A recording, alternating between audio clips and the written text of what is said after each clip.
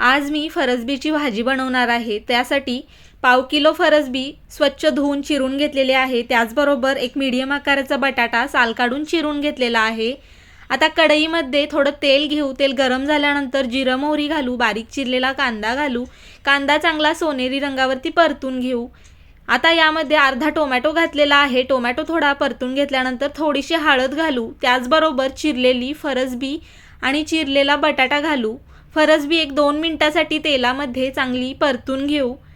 परतून झाल्यानंतर 2 चमचे घरगुती लाल तिखट, अर्धा चमचा गरम मसाला, अर्धा चमचा धणा पावडर, चवीनुसार मीठ घालू आणि लाल तिखट भाजीमध्ये चांगलं परतून घेऊ। लाल तिखट चांगलं परतून घेतल्यानंतर भाजी बुडेल इतपत पाणी घालू आणि बारीक गॅस करून भाजी चांगली मऊसर अशी शिजवून घेऊ। तर मस्त अशी बटाटा घालून फरसबीची भाजी तयार झालेली आहे। टिफिनसाठी तर अगदी झटपट अशी तयार होते। नक्की करून बघा।